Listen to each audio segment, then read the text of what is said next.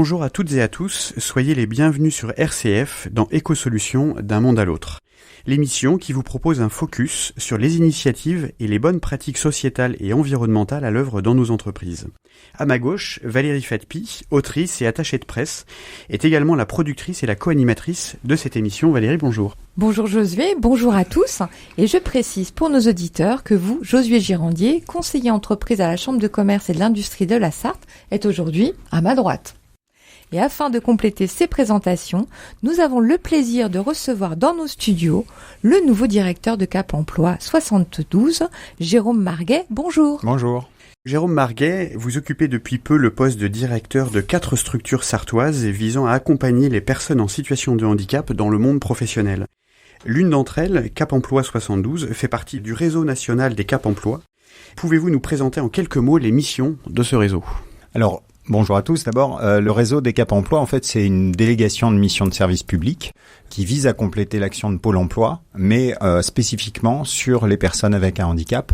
Donc, en fait, on est complémentaire de l'action de Pôle emploi et on reçoit avec nos conseillers dans les agences de Pôle emploi les personnes avec un handicap pour qui l'accès à l'emploi va être plus compliqué que les autres et sur lesquels il va y avoir un travail complémentaire à faire. Donc c'est de l'accompagnement de demandeurs d'emploi pour trouver un emploi, mais il y a aussi un volet, si j'ai bien compris, de maintien dans l'emploi. C'est ça. En fait, on a 3 services. On a d'abord le service aux personnes, on les reçoit, on les écoute, on les accompagne. Un service aux entreprises pour du recrutement, quand les entreprises veulent diversifier leur recrutement et favoriser l'inclusion. Donc on est là aussi pour leur proposer des candidats. Et également, lorsqu'un salarié est en difficulté au niveau de sa santé ou qu'on risque l'inaptitude, on peut intervenir dans l'entreprise pour essayer de mobiliser des solutions et des financements pour maintenir la personne dans le poste et éviter l'inaptitude. Alors c'est très intéressant, Jérôme Marguet, et vous dirigez donc Cap Emploi, mais également 3 autres structures. Donc là, on a des acronymes qui sont le GEC, GE3M et OPF.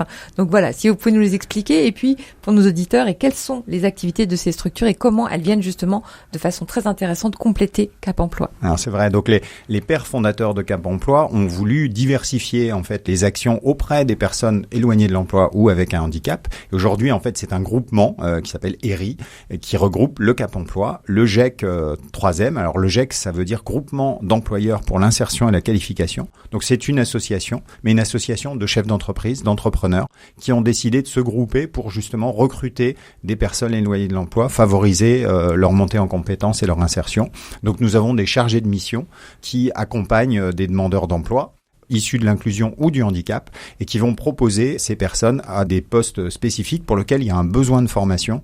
Et donc là, on va faire du contrat de professionnalisation, du contrat d'apprentissage. Nous allons être nous-mêmes l'employeur pendant 12 ou 18 mois et le but, c'est de préparer au mieux les personnes pour l'insertion durable. Donc ça, c'est pour le GEC. Ça, c'est pour le GEC. Et pour la spécificité locale, c'est GE3M. Alors, le groupement, ça, c'est le dernier né, en fait, du groupement. Lui, c'est un groupement d'employeurs classique. On avait constaté que à la sortie du GEC, toutes les personnes n'étaient pas employées durablement parce qu'il y avait encore des choses à travailler. On a des personnes qui sont assez éloignées de l'emploi, donc il y avait encore un travail à faire. Et là encore, les membres de l'association ont considéré qu'on pouvait continuer à travailler avec ces personnes-là qui n'étaient pas employées, les embaucher durablement en CDI dans le groupement d'employeurs et continuer à les mettre à disposition, soit de l'employeur dans lequel ils ont fait leur formation, soit d'un autre employeur à temps plein ou à temps partiel. Donc en fait, l'idée, c'est de continuer encore l'œuvre de l'insertion. Et puis OPF, ça veut dire organisme de prestation et de formation. Et donc là, c'est le triptyque, c'est la fin du triptyque. On vient accompagner les entreprises en prestation ou en formation et les personnes avec un handicap ou éloignées de l'emploi. Donc on va faire du bilan de compétences adaptées, on va faire du diagnostic retraite pour permettre à des personnes avec un handicap de partir plus tôt à la retraite parce qu'il y a des tas de dispositifs qui sont méconnus en fait par les personnes. On va intervenir aussi auprès d'accidentés de la route qui ont du coup un handicap qui les empêche de revenir au travail. Et donc on va vraiment proposer des formations ou des prestations en complément des activités du GEC ou de Cap Emploi. Donc vous accompagnez les entreprises au travers de ces 4 structures. Voilà. Et Jérôme Marguet, quels impacts positifs vous observez dans les entreprises qui intègrent des personnes en situation de handicap ? Tout d'abord, c'est vrai que nous œuvrons pour une société plus inclusive avec des personnes qui sont éloignées de l'emploi, qui ont un handicap, qui vont être dans les entreprises. On a pu observer à des moments effectivement des transformations de comportement dans les entreprises.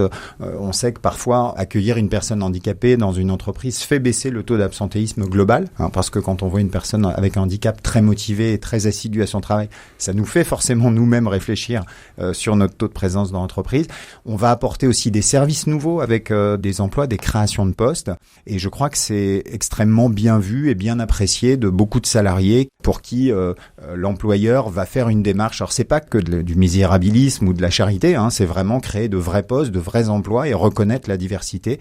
Et ça apporte beaucoup dans les relations humaines, dans les politiques de RSE aussi pour les entreprises, la responsabilité sociétale et environnementale. Donc c'est énormément d'atouts. C'est parfois quelques échecs, il faut pas se le cacher, mais on apprend aussi beaucoup dans l'échec.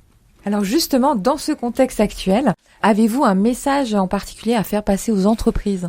Alors moi, mon message, ça serait effectivement de dire aujourd'hui, on a des taux de chômage qui sont bas, on a des postes qui sont pas pourvus et on a encore des personnes qui sont éloignées de l'emploi, qui sont aujourd'hui sans emploi, sans formation.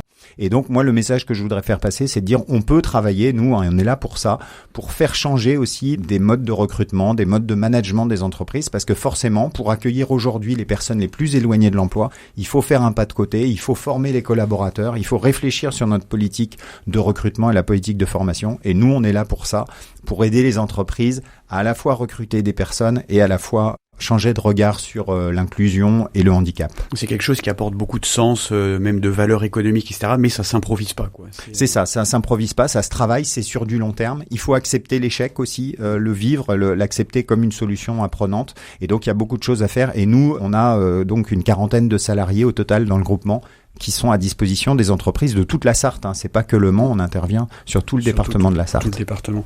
Jérôme Marguet, à un niveau plus personnel, le fil conducteur de votre parcours, ça a été la conviction que d'un point de vue collectif et individuel, il y avait beaucoup à gagner à réconcilier le social et l'économique.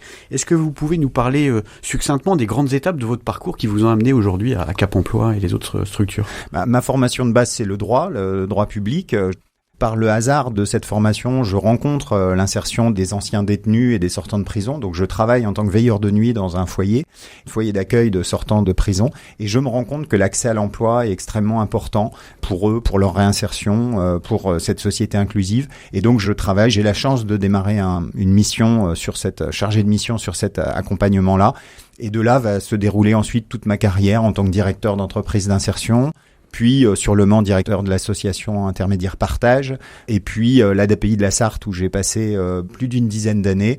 J'ai repris aussi en Vendée il y a 7 ans une entreprise adaptée dans le domaine de la métallurgie, et puis je suis de retour aujourd'hui pour diriger ce groupement, toujours en lien entre l'emploi, le handicap, l'insertion, et réconcilier effectivement ces deux mondes de l'économique et du social qui sont pas antinomiques et qui peuvent se nourrir l'un de l'autre. Ouais. Alors Jérôme Marguet, merci beaucoup. Et juste avant de conclure cette émission, nous avons 2 petites questions que nous posons toujours à nos invités. La première est celle-ci. Y a-t-il un petit geste que vous faites chaque jour pour la planète ? Alors oui, surtout que depuis que je suis revenu au Mans et que je travaille au Mans et que j'habite au Mans désormais, je vais au travail en vélo le matin. Électrique ? Non, un vélo à pédale qui fait fonctionner qui fait fonctionner les muscles, et donc voilà, j'essaye d'énormément limiter les déplacements en voiture. Et avec Josué, nous sommes venus avec une baguette magique qui va vous permettre de changer complètement et d'un seul coup une chose dans le monde, mais une seule. Qu'est-ce que vous feriez ? Sans réfléchir, je fais diminuer le taux de CO2 dans l'atmosphère parce que on le voit tous les jours, on le voyait encore avec les incendies en Grèce. Le réchauffement climatique est une catastrophe dans laquelle on va inéluctablement, et on aurait bien besoin aujourd'hui, je crois, d'une baguette magique pour pouvoir arrêter ce phénomène qui va énormément nous impacter, et surtout les plus fragiles et les plus pauvres, et c'est vraiment une grosse préoccupation aussi pour la jeunesse. Moi, j'ai 2 enfants qui se posent beaucoup de questions sur leur avenir, sur la Terre, etc. Et je pense que ils sont pas les seuls. Jérôme Marguet, cette émission se termine. Merci d'avoir été notre invité pour cette édition d'Éco-Solutions d'un monde à l'autre. Merci de votre invitation et à très bientôt. Et quant à vous, chers auditeurs, avec Josué, nous vous retrouvons dès le mois prochain pour un nouveau zoom sur les bonnes pratiques sociétales et environnementales à l'œuvre dans une autre entreprise de notre beau et dynamique territoire sénoman.